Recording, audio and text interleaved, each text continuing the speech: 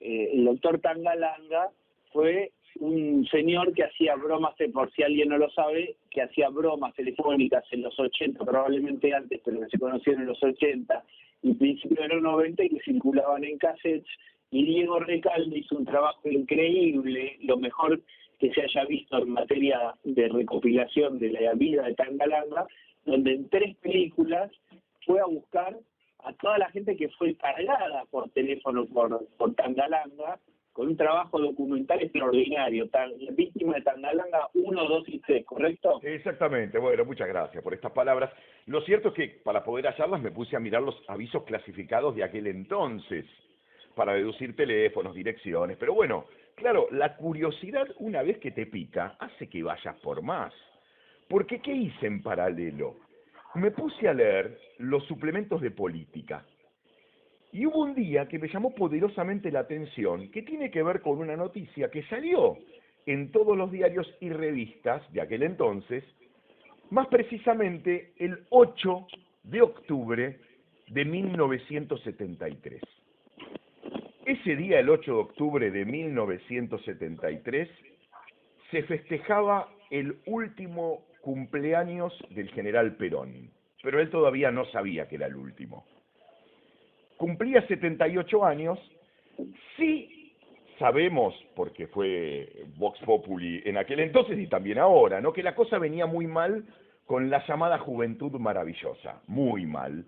El vínculo se había terminado de romper 15 días antes de ese cumpleaños, porque recordemos que el 25 de septiembre, ese día, los montoneros matan al sindicalista más querido de Perón, Rucci, el hombre que lo cubrió con el paraguas cuando el general bajó del avión. Bueno, más allá de ese dato, ese 8 de octubre de 1973, Perón festejaba su cumpleaños en la Quinta de Olivos.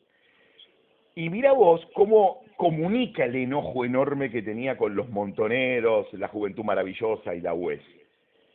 El tipo pasa el cumpleaños invitando a la Quinta, porque ahí lo festejó en la Quinta de Olivos, solamente a soldados. Invita 5.000 soldados. El casamiento de Maradona en el Luna Park, un poroto, porque creo que llegó ¿cuántas? 1.500. Él invitó a 5.000 milicos y se juntaron ahí, que ya invitar 5.000 soldados y ningún montonero y ninguna chica de la UES estaba diciendo mucho.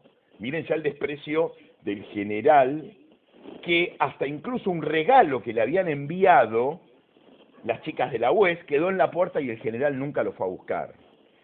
Perón estaba enojado. Y también estaba, ojo, muy asustado. La Horga, que había matado a Rucci hace muy poco, bueno, le comunicó que también podía haber otros blancos futuros. Entonces, en ese cumpleaños, Perón separa a 300 suboficiales de los 5.000 que había invitado y les dice: tengo miedo de que los zurdos le hagan algo a Isabel.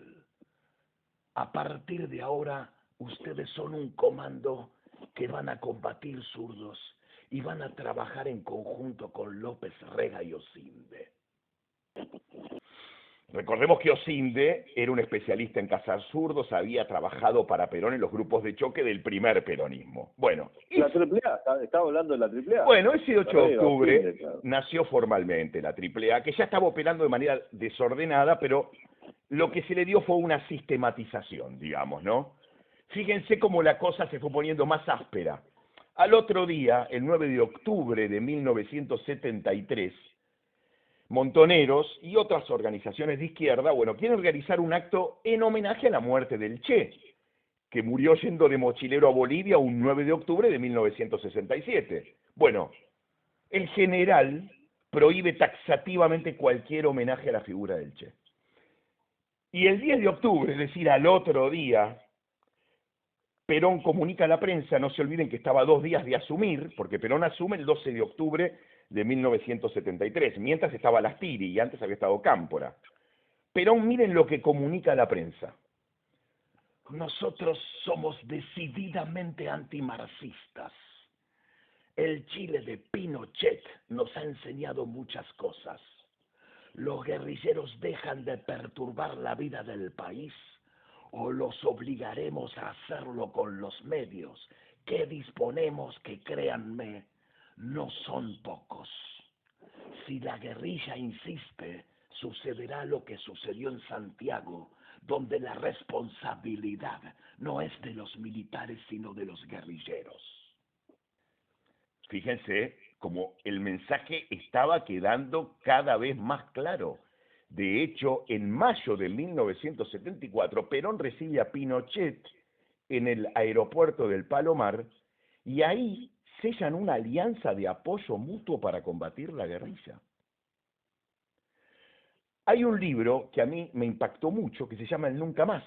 Un libro del que todos hablamos, pero bueno, cada vez me convenzo que muy poquitos hemos leído, porque si uno lo lee con detenimiento, entre el 73 y el 76 se contabilizan 1.413 víctimas del terrorismo de Estado. 1.413.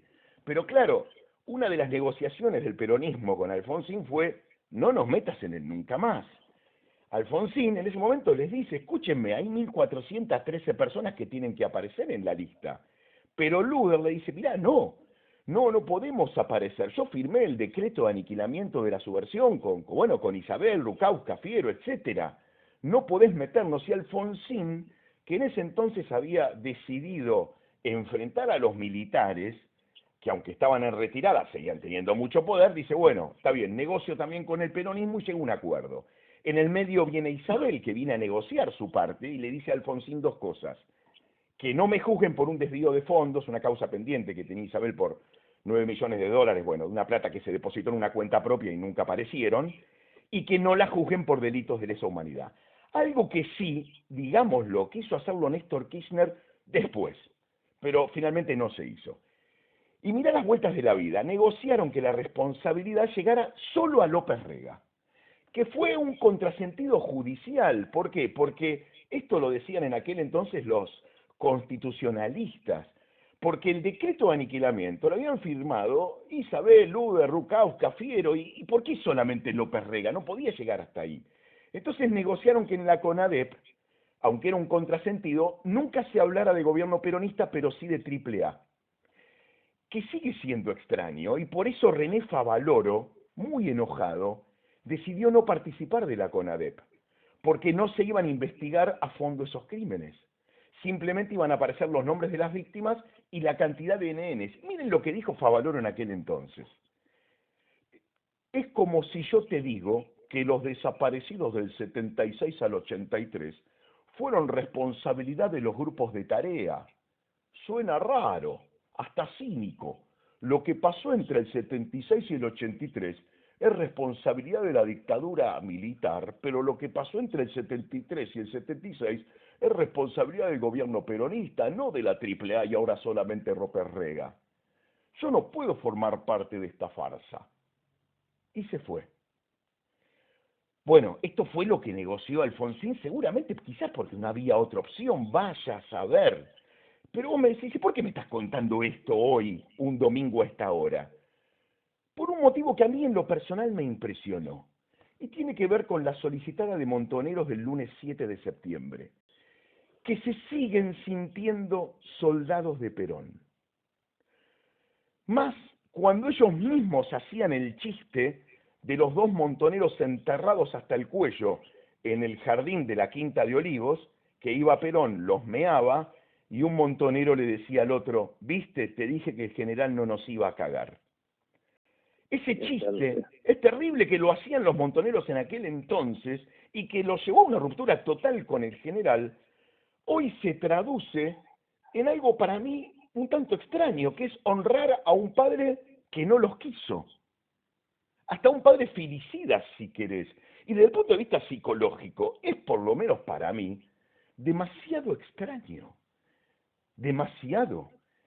Incluso a veces pienso, mirá vos, en lo que le pasó a Heidegger, el filósofo alemán que creyó y apoyó de manera manifiesta en aquel entonces a Adolf Hitler, porque cuando Hitler cae, Heidegger, que había sentido admiración por Hitler, que lo consideraba el líder que Alemania necesitaba para salir de la descomposición, fíjate el nivel de delirio, ¿no?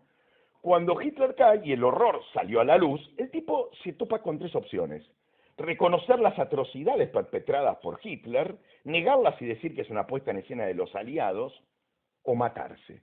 Matarse no porque era alemán, no japonés, y muy narcisista. Heydrich era muy narcisista.